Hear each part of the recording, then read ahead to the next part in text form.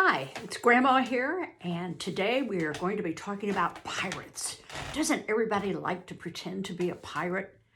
Well, before we get started, I did consult Google, my friend, and asked if there were ever pirates on the Mississippi River.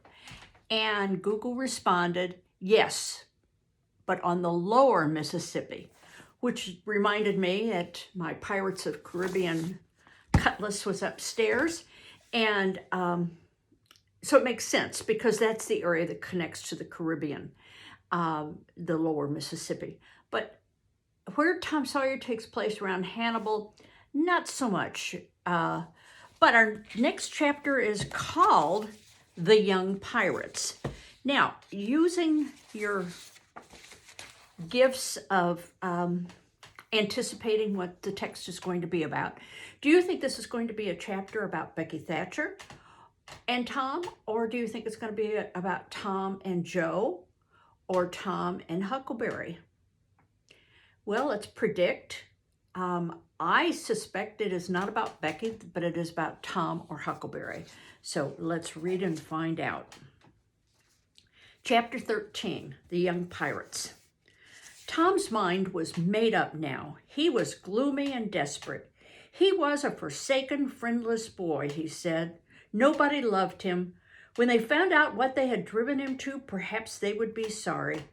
He'd tried to do right and get along, but they would not let him. Since nothing would do them but to be rid of him, let it be so, and let them blame him for the consequences. Why shouldn't they? What right has the friendless to complain?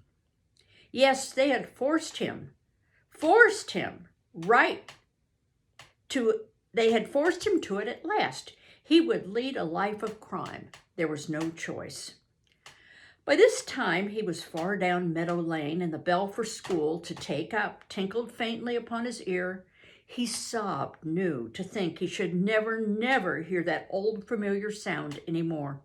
It was very hard, but it was forced on him. Since he was driven out into the cold world, he must submit. But he forgave them. Then the sobs came thick and fast.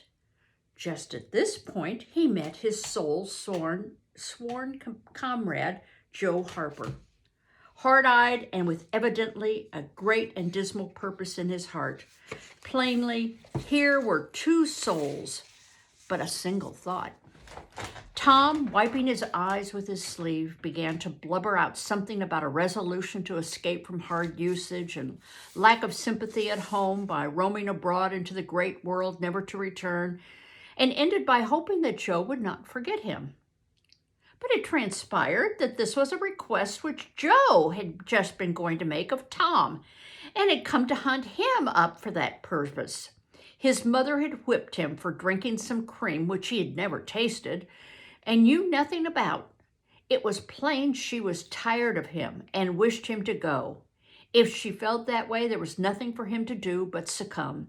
He hoped she would be happy and never regret having driven her poor boy out into the unfeeling world to suffer and die.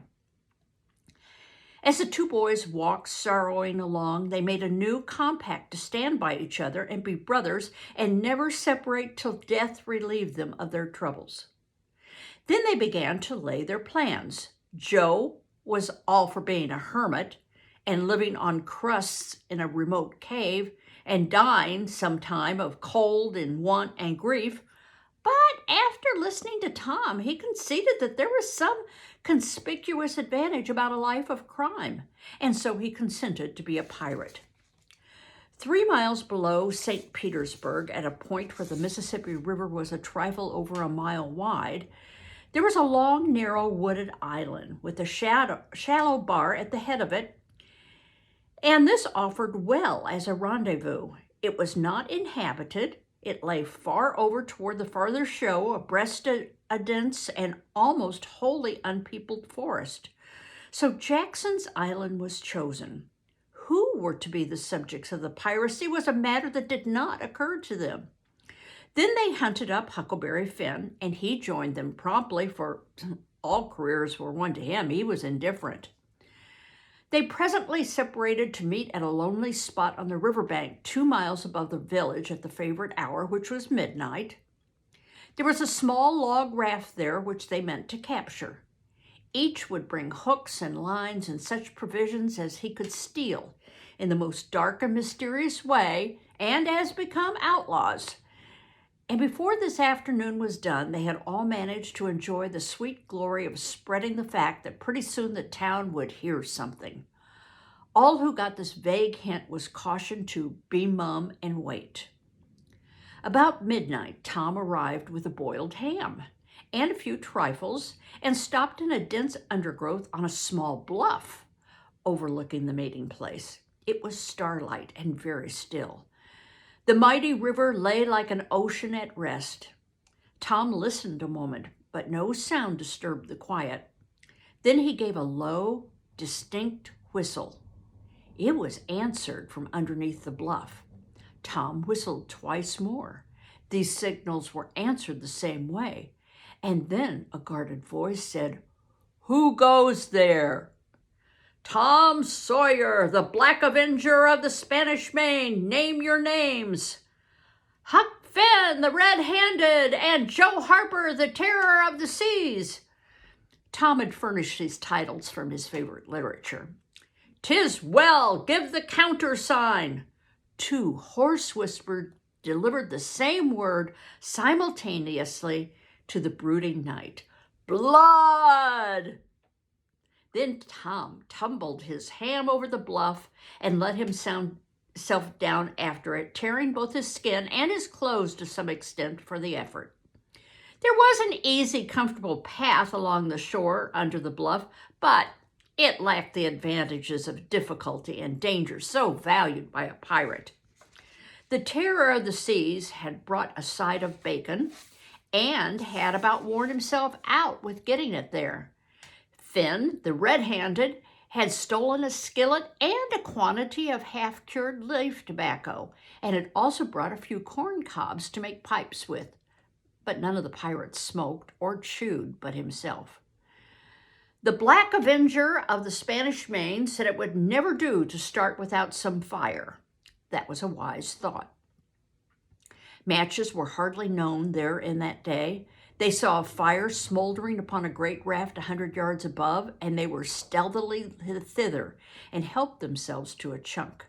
They made an imposing adventure of it, saying "hist" every now and then, and suddenly halting with fingers on lips, moving with hands on imaginary dagger hilts, and giving orders in dismal whispers that if the foe stirred, to let him have it to the hilt, because dead men tell no tales. They knew well enough that the raftsmen were all down at the village laying in stores or having a spree, but still that was no excuse for their conducting this thing in an unpiratical way. I'm not sure unpiratical is a word, but you get the idea. They shoved off presently, Tom in command, Huck at the oar, and Joe at the forward. Tom stood midships, gloomy-browed, with folded arms, and gave his orders in a low, stern whisper. "Luff and bring her to the wind." "Aye, aye, sir." "Steady, steady." "Steady it is, sir." "Let her go off a point." "Point it is, sir." As the boys steadily and monotonously drove the raft toward midstream, it was no doubt understood that these orders were given only for style and were not intended to mean anything in particular. "What sail's she carrying?" "Course's topsail and flying jib, sir." "Send the royals up, lay out aloft there, 6 of ye, 4 topmast turns. Lively now." "Aye, aye, sir." "Shake out the maintagallants, sheets and braces. Now, my hearties." "Aye, aye, sir." "Hellamully, hard a port. Stand by to meet her when she comes. Port, port. Now, men, with a will. Steady." "Steady it is, sir." The raft drew beyond the middle of the river. The boys pointed her head right and then lay on her oars. The river was not high, so there was not more than 2 or 3 mile current. Hardly a word was said during the next 3/4 of an hour. Now the raft was passing before the distant town. 2 or 3 glimmering lights showed where it lay, peacefully sleeping, beyond the vague, vast sweep of star-gemmed water, unconscious of the tremendous event that was happening.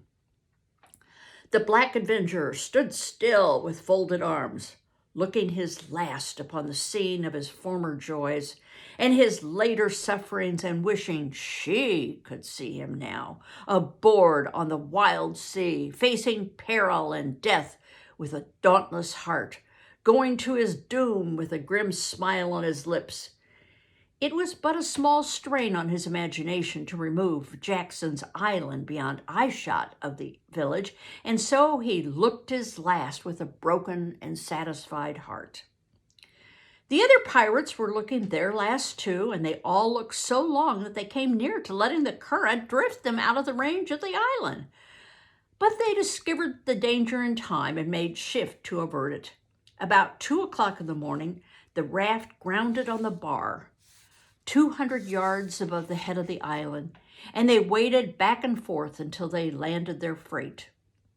Part of the little raft's belongings consisted of an old sail, and this they spread over a nook in the bushes for a tent to shelter their provisions, but they themselves would sleep in the open air in good weather as become outlaws.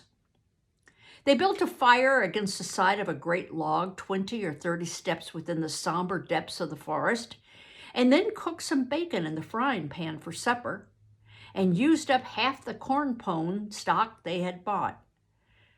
It seemed glorious sport to be feasting in the wild, free ways in the virgin forest of an unexplored and uninhabited island far from the haunts of men, and they said they never would return to civilization. The climbing fire lit up their faces and threw its ruddy glare upon the pillared tree trunks of their forest temple and upon the varnished foliage and festooning vines.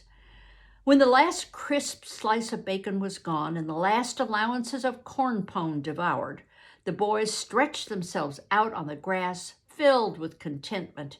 They could have found a cooler place, but they would not deny themselves such a romantic feature as the roasting campfire. "Ain't it gay?" said Joe. "It's nuts," said Tom. "What would the boys say if they could see us?" "Say, well, they'd just die to be here." "Hey, Hucky, I reckon so," said Huckleberry. "Anyways, I'm suited. I don't want nothing better than this. I don't ever get enough to eat generally, and here they can't come and pick at a feller and bullyrag him so." "It's just the life for me," said Tom. "You don't have to get up mornings, and you don't have to go to school and wash and all that blame foolishness." And I'll show you a picture of the boys, and they're camping out. "You see, a pirate don't have to do anything, Joe, when he's ashore, but a hermit, he has to be praying considerable, and then he don't have any fun anyway, all by himself that way." "Oh, yes, that's so," said Joe, "but I hadn't thought much about it, you know. It's a good deal rather be a pirate now that I've tried it." "You see," said Tom, "people don't go much on hermits nowadays. They used to in the olden times, but a pirate's always respected, and a hermit's got to sleep on the hardest place he can find and put sackcloth and ashes on his head and stand out in the rain and—" "What does he put a sackcloth and ashes on his head for?" inquired Huck. "I don't know, but they got to do it. Hermits always do. You have to do that if you were a hermit." "Darn if I would," said Huck. "Well, what would you do?" "I don't know, but I wouldn't do that." "Why, Huck, you'd have to. How'd you get around it?" "Why, I just wouldn't stand it. I'd run away." "Run away? Well, you would be a nice old slouch of a hermit. You'd be a disgrace." The red-handed, that's Huck, made no response. Being better employed, he had finished gouging out a cob, and now he fitted a weed stem to it, loaded it with tobacco, and was pressing a coal to the charge and blowing a cloud of fragrant smoke. He was in the full bloom of luxurious contentment. The other pirates envied him this majestic vice, and secretly resolved to acquire it shortly. Presently, Huck said, "What does pirates have to do?"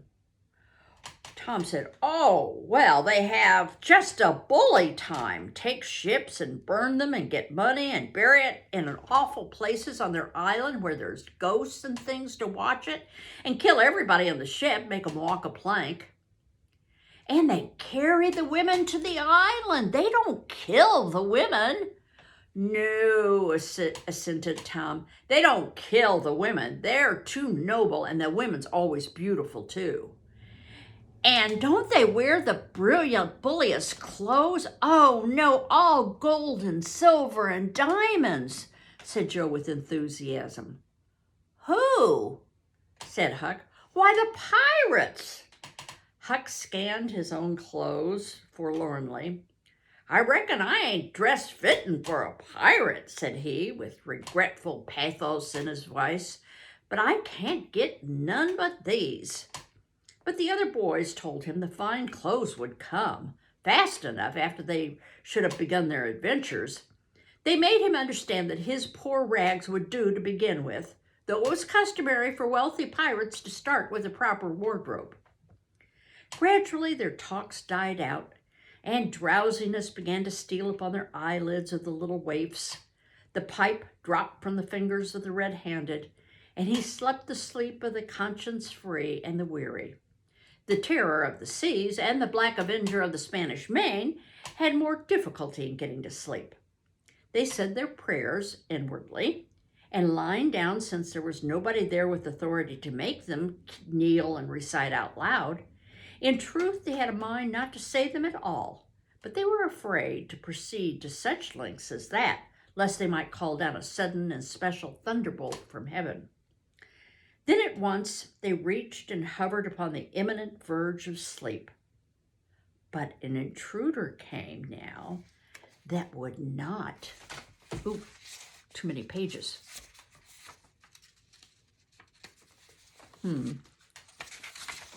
That would not... An intruder came that would not let them down, meaning an intruder came that wouldn't let them go to sleep. It was their conscience. They began to feel a vague fear that they had been doing wrong to run away. And next they thought of the stolen meat. And then the real torture came. They tried to argue it away by reminding the conscience that they had purloined sweetmeats and apples scores of times, but conscience was not to be appeased by such thin plausibilities.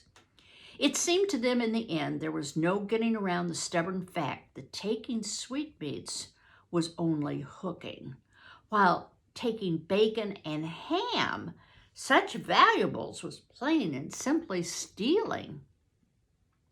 And there was a command against that in the Bible.